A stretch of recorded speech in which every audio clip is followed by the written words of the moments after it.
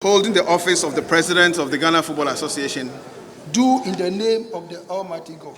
Kurt is the executive chairman of Dreams FC Football Club. He's the big man there. Kurt, before that position, handled the MTN FA Cup as the chairman of the organizing committee. He's worked with the FA in several capacities, worked with Accra Hearts of Oak, but he started off as a journalist, actually, when he finished. He was at Radio Universe when he was on Legon campus, before doing some stints at Vibe FM and then Radio Gold, before going to get his master's in Liverpool. So it was after he came back to Ghana that he wanted to venture into sports administration, tried a few things, and then eventually put Dreams FC together, and today he's the new FA boss. Often in elections, we look out for the establishment candidate or the new candidate who is opposed to the establishment. What is he? I won't say he's opposed to the well, you can say so because he has very different ideas. I choose to call him part of the new school. He and Aremeyaw Anas, another of the contestants or candidates, I call them the new school because they are these people trained in England. They have all these very interesting ideas they've picked up from other places they want to implement. So yes, you can call him somebody who was going quote unquote against the establishment, because if you look at some of the other people, George Afriyie is part of the establishment, was FA vice chairman or vice president, to about 2017 or thereabout. Fred Papo was with the FA from 2005 till about 2011 or 2015 thereabout. So yes, you can say that they were against the establishment. They wanted a different direction, and in getting Kurt to be president of the FA now, we will wait to see what direction the FA will be going into, because let's not forget the context.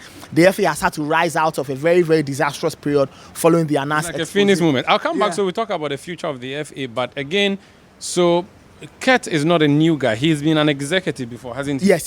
He's worked with the FA before. He worked under Nyantakyi? Yes, I won't say directly, but he was head of the MTN organizing committee. So if you want to look at that the structure of the FA, yes, but he chose to run that. I won't say almost independently, but he had his own ideas about how the FA Cup would went. And ever since he took charge, the FA Cup saw an increase in terms of the popularity, and things started to look really good for the FA Cup. So the point where people started to compare that with the league and say that, why is it that the FA Cup looks better than the league? And people pointed to Kurt's leadership, his new direction, and some of the new things he wanted to try. So he's not a new sport. He's not a new phase at all. He's always been part of Ghana sports. Like I said, either as a journalist or somebody working in some level of administration, or think about Dreams FC as part of the overall league structure. So he's never new to this. What is new about him is that he's becoming the first FA president after 14 or so years of Kwesi Nyantakyi. So for the first time in a long time, a different person a new face gets to run. He's always been in the system. Yes. What are his immediate challenges or main challenges as he becomes FA president?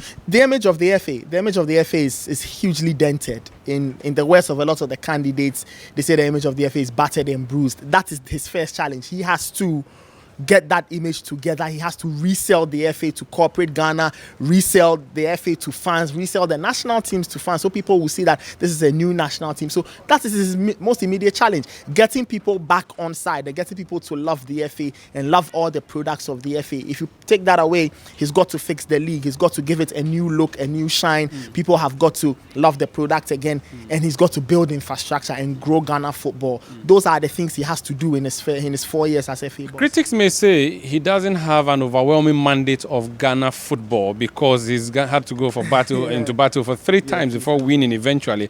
I mean, that was again because the gentleman conceded defeat ahead of the 3rd round. Would this cause some stir for him? Would it cause some challenges from some quarters for him in his quest to run Ghana football? Yes, it is inevitable. You will find those who are loyal to one of the candidates, and so once that candidate is not running the shop, people will say, well, we don't want Kurt. But I think he has got to forget about that tiny minority and work with the people who are willing to go with him. He's got to rally everybody, and he knows that is his biggest challenge, getting everybody who voted for either himself or Aremeyaw Anas or Kurt, not Kurt, George, all these. He's got to bring them on board, because to succeed, he needs everybody. He needs the executive council to go with him. He needs the larger footballing population to go with him. He will need government support. And if you listen to his rhetoric during the campaign, he said he wanted to make government a partner. So he has to get all these people going with him to provide them with the backing, either financially or morally, and the support for him to succeed. There's a key element you've introduced there, the executive council, the executive committee. Is it ESCO? It looks like council. So it's ESCO. That's comprising 12 members. Yes, together with Kurt. that is usually like what the legislative arm of the GFA. That's like the brain of the FA. Under the Nyantakyi administration, the argument and the criticism has been made that he always controlled that particular room, and so essentially had his way around the GFA. Is it the same thing now? Who are the key people in the exco, and what amount of control does the president have over them? Well, to start with, the exco decides the day-to-day running of the FA. They decide the big things. The things that are bigger than the exco are decided at Congress by everybody who's in that club called the FA.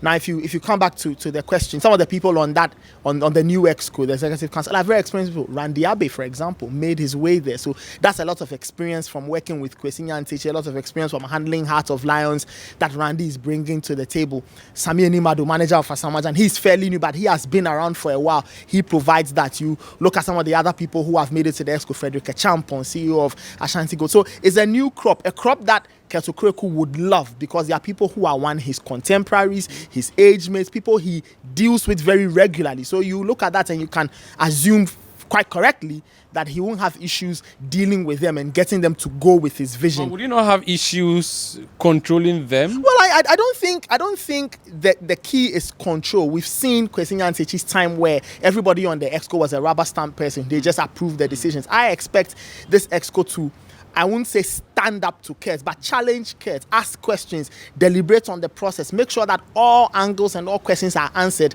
before a collective decision is taken.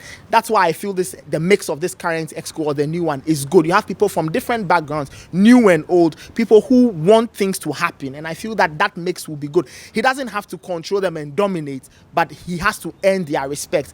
They need to get his respect as well, and if there's that, I think that marriage can work. He's going to serve for 4 years. Yes. What's happening to the FIFA normalization committee now? Well, their deadline ends on the 17th of November, so they will be wrapping up. I'm sure they will take him through what they came to meet. They'll do a proper handing over, a few notes here and there, and then they'll wait for time to elapse, and then they will also go. Because if you follow the conversations around the members of the normalization committee, they've had it. They've done their bit. They feel they are tired. They've held the process till this point, and from now onwards, they'll just wrap up and go their way. Let me get your opinion. Is a rebirth of GFA better, or you think the old system should have been in place?